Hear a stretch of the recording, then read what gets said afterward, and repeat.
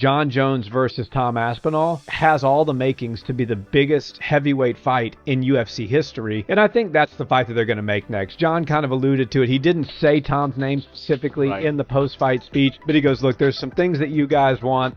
I need to sit down with Hunter and Dana. We need to work some things out, and then we're going to give you that fight. And true, John. But it's the legacy. To be able to go to the heavyweight division, take out everyone, and then take out the John Jones legend, you know, and then go back to even beating a few of these new school guys, will literally put Tom Aspinall as the GOAT of the heavyweight division. The tension between John Jones and Tom Aspinall is rising. And with Francis Ngannou now in the mix, it's beginning to resemble a three-man standoff more than a title race. In a move that caught many off guard, Jones recently appeared alongside Francis in a rare show of unity, with both fighters aligning to criticize Aspinall's push for a unification bout, sparking a heated altercation. While no official partnership was announced between Jones and Francis, the message was clear. In their eyes, Aspinall was being overly eager, too vocal, and far too demanding. You'll find out tomorrow night. So what do you think of Francis being at the UFC tonight? I think Francis is going to be at 30 bucks. Who would you prefer, Francis or Tom? Whoever gets the 30 bucks. So you're saying if Tom wins the 30 bucks, you'd be funny? Yes. So far. This comes after John Jones took verbal shots during a media event in Miami last week, where he was asked directly who he'd rather face next. His answer was clear. He didn't hesitate to say he preferred fighting Francis Ngannou. According to Jones, Aspinall was simply becoming irritating. His comments didn't focus on rankings, strategy, or legacy. Instead, he expressed frustration with the ongoing back and forth, calling it annoying. Jones emphasized that he is still the lineal heavyweight champion and feels no obligation to entertain what he considers a premature challenge from someone who only recently emerged in the division's top tier. While he acknowledged Tom's talent, his tone made it clear he believes Aspinall hasn't earned the right to dictate terms. The potential fight with Francis, on the other hand, remains a true tester clash between dominant champions from different eras and, likely, a far more lucrative spectacle. You've been inside the octagon with John Jones. You've been inside the octagon with Francis Ngannou. If we ever got that fantasy matchup, who do you think would win? Who was more powerful inside the cage? Well, Francis, yeah, he's got great power. He's getting better every fight. With Jones, he's one of the best of all time, if not the best of all time. He's just smart, real tricky. But with Francis, he always comes with a game plan, but also he's got thunder in his fist. So that's a tough fight. I think John would keep his distance. Do well, get him down to the ground. But if Francis connects, all over. Well, you're the former baddest man on the planet. Would you consider that to be Francis? Jones also used the moment to promote his new venture, a combat sports series called Dirty Boxing. He hinted that he would fight Aspinall, but only on one condition: if Aspinall agrees to fight under the Dirty Boxing banner. Jones delivered the statement as if the offer were open, but not entirely serious, using it more as a way to shift the power dynamic. Rather than responding to Aspinall's repeated calls for a unification bout, Jones set his own terms, making it clear he had no interest in fighting on anyone else's conditions. This stance further reinforced the idea that Jones remains firmly in control of his career. And whether the fight happens in the UFC or not, he now wants any Aspinall to meet him on ground he has happen if defined. you fought John Jones? I think we would never know. Let him fight. It's so sad, the fights that Dana is blocking. They're just so much fun that could be had in the fight world, but greed is a crazy sin. I want to see you versus John Jones so bad. I always wanted that fight. If he works, he works. If he doesn't work, he doesn't work. I'm so happy in life. Yeah, that's how I feel about the KSI fight. Francis has remained mostly silent throughout these recent developments, but his presence has become increasingly noticeable. He was seen at the ceremonial weigh-ins at UFC Atlanta not as a fighter or cornerman, but simply standing on stage. Alongside the others, no explanation was offered, and the UFC gave no formal acknowledgement, but the optics spoke volumes. Despite his departure from the organization and current affiliation with the PFL, Francis is still viewed by many fans as a central figure in the UFC heavyweight narrative. His unexpected appearance immediately fueled speculation that some form of cooperation or negotiation might be happening behind the scenes, whether for a future fight or simply to maintain public relevance. The message was clear. Francis is far from said that I'm scared of fighting John Jones. I don't know where it came from with that one. Sounds very ridiculous because I've been calling for this fight for 2 years. I've been waiting for this fight forever. Now, why do I be scared of them? No, I'm not scared. I'm scared of is to be trapped. You guys know how the USA contract can be restrictive. You don't really have a say in that contract. You don't even have a right in order to negotiate a better deal for me. I know I have to earn my position. His coach, Eric Nixick, spoke more openly in an interview this week, offering a candid take on the situation. He stated plainly that if it were up to him, John Jones versus Tom Aspinall would happen, calling it a fight that feels that needs to take place to unify the division and bring clarity to the current uncertainty. At the same time, Nixick defended Francis's position as the top heavyweight outside the UFC, emphasizing that Francis doesn't need the UFC to validate his achievements. However, he didn't dismiss the idea of a return, suggesting it could happen for the right fight. There was no sense of pleading or campaigning, just a calm, confident reminder that Francis remains one of the most dangerous and relevant heavyweights in the sport. John Jones on the feet. It's Rico Jones on the feet. It's Rico Verhoeven. You're big. He's gonna wipe the floor. He's gonna wipe floor with John Jones. John Jones doesn't have a chance versus Tom Aspinall. Mark my words. Tom Aspinall is a freaking monster. I love it. On his feet and on the ground. So, and I truly believe that John Jones never faced somebody that's that good on his feet. Nixick's comments reflected a level of professionalism and long-term thinking that stood in contrast to much of the theatrics surrounding this saga. He isn't rushing to insert Francis into the middle of the Jones-Aspinall situation, but he's also not backing away from the belief that Francis deserves to be part of that conversation. His respect for Aspinall's skills was clear, yet his confidence in Francis's dominance remained unwavering. He also acknowledged the unusual state of the heavyweight division where the champion is recovering, the interim title holder is left waiting, and the former champion continues to dominate headlines despite no longer being under UFC and of course, contract. it's been pretty interesting, all the stuff that John Jones has been saying to the media this week, and I'm sure there's more to come, but check out these. You're beating guys who aren't even champions. Consider yourself a champion. He's not a champion. So John said I need to fight more champions, but this is the problem I've got. John is the champion, and he won't fight me. And he says that he won't fight me because it's too much of a gamble.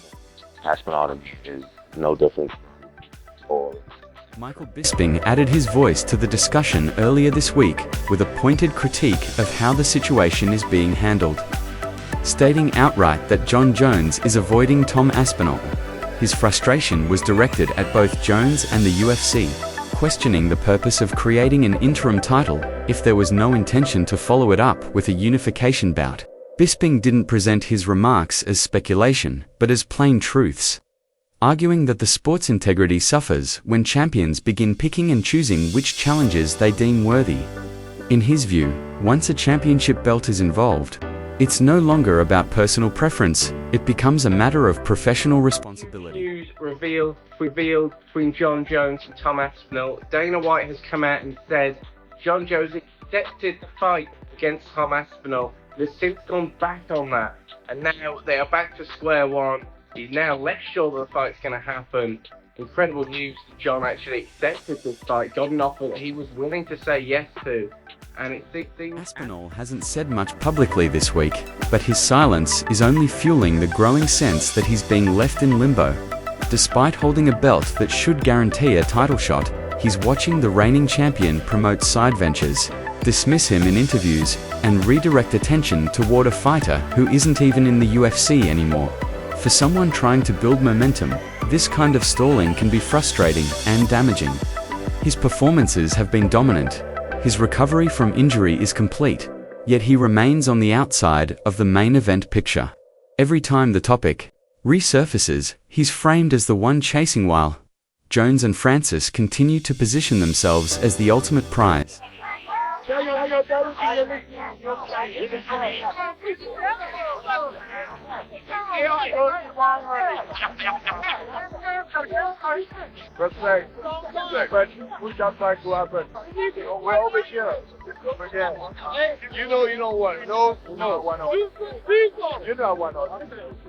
The dynamics between the three fighters have created a traffic jam at the top of the heavyweight division. Jones is injured, but well enough to appear at events and handle media duties. Francis is active in the PFL and remains in fighting shape, and Aspinall is fully ready to step into the cage tomorrow, yet he's still waiting for a call. None of them have a signed contract or an official fight date, but all three continue to orbit the same conversation, each wielding a different level of influence, visibility, and access in shaping what happens next. Shouldn't even have to make a petition to strip John Jones of the belt. That just shows you how dumb the UFC matchmaking is, especially when it comes to John Jones and all the way that the UFC operates around John Jones. The way that John Jones has Dana and the organization by the nuts. Francis also responded to John Jones's call-out, taking to social media on Saturday with a calm yet firm message. He made it clear that he's not backing away from the idea of a showdown, but he drew a line that emphasized both his independence and his belief that any potential fight should happen on equal terms. Addressing Jones directly, Francis urged him to handle his responsibilities within the UFC while he continues building his own platform in the PFL. He didn't reject the challenge. Instead, he reframed it, signaling that he's open to the fight, but only under conditions that respect both of their positions. It's your job to pay attention to these things. But conveniently, Dana White has been busy. Now, we all know that Dana White knows what's been going on with John Jones. This is just his way of, avoiding any sort of, responsibility for it. Or, I haven't really been paying attention to any of that stuff. Because if I was paying attention, then I'd have some real answers for you guys. And I'd really be held accountable for it. But no. On the contrary, Francis stated plainly that this is the fight that will definitively prove who the real king of the heavyweight division is. His words weren't laced with sarcasm or trash talk, they were clear and deliberate. You take care of the UFC, I'll take care of the PFL, and we'll finally find out who's the king of the heavyweight. He posted on X, keeping the message short but heavy with meaning. For years, a potential clash between John Jones and Francis has hovered over the division as one of those rare matchups that felt inevitable to massive not to happen. Yet, from the moment talks began, obstacles have continued to mount, with one of the most visible roadblocks being UFC CEO Dana White's persistent I've seen a lot of heavyweight, even Francis, who's the greatest, scariest power striker I've ever seen in the heavyweight division. No one's scarier than Francis. Francis does not move like Tom Aspinall. Yeah. Tom Aspinall is significantly faster than every other heavyweight. That's a real problem. But John has been used to fighting guys like Alexander Gustafsson, guys who are really fast at light heavyweight. So the speed is not going to be as much of an adjustment. John's used to... According to Dana White, it was John Jones who priced himself out of the fight from the start, demanding what White described as an absurd payday. This isn't unfamiliar territory for Jones, who has frequently clashed with the UFC over financial disagreements and his perceived value. At the same time, White has made no secret of his disdain toward Francis Ngannou since his departure from the UFC, repeatedly stating that he has no interest in bringing him back for any cross-promotional events. His justifications have ranged from questioning Francis's star power to flat-out rejecting the idea of working with another promotion. Regardless of how the reasoning has shifted over time, the outcome remains unchanged. The fight has never materialized. And almost ignoring the right thing. You can stick it to everybody like you've done on so many different occasions. Hey, tell them about it. I can tell you guys on good authority, if I was still fighting today and I was still the heavyweight champion and Tom Aspinall was the #1 contender, I would have already fought 1,000%. Knowing how dangerous, it would have done nothing but excite me. I mean, this dude, John Jones, Yet fans and analysts alike continue to hold out hope for a breakthrough, with many in the MMA world openly supporting the idea of a UFC-PFL collaboration specifically to make this bout happen. They argue that Jon Jones versus Francis Ngannou is more than just a fight, it's a legacy-defining clash that transcends belt politics and organizational lines. However, while the dream matchup keeps generating headlines, its actual feasibility appears to be shrinking. Dana White's stance against cross-promotional events has remained firm, even as Francis's global profile has surged thanks to his PFL success and high-profile boxing appearances. Despite this momentum, the UFC shows no real willingness to reintroduce Francis into the heavyweight title conversation. Complicating matters further is Jones's current status as champion. While his resume is nearly unmatched, his run at heavyweight has been inconsistent and interrupted, adding another layer of uncertainty to an already stalled scenario. Never seen a fight that we wanted that we've then been denied. No different than the girl at school that you're chasing and she's telling you no. Lose steam. This fight is a smaller fight now than it was 3 months ago. Aspinall versus Jones. By the way, I don't mean anything that can be resurrected. One press conference, one Instagram live type. I'm just sharing for you right now. Jones and Aspinall was not only hotter 3 months ago. Guys, I've never seen a fight so heavily anticipated, only to be repeatedly denied. It's no different than chasing a girl in school who keeps telling you no until you eventually lose interest. The truth is, this fight Aspinall versus Jones is smaller now than it was just 3 months ago. That said, I don't think it's dead. One press conference or even a single Instagram live from Dana White could revive it instantly. But let's be honest, since capturing the heavyweight title, Jones has only defended it once.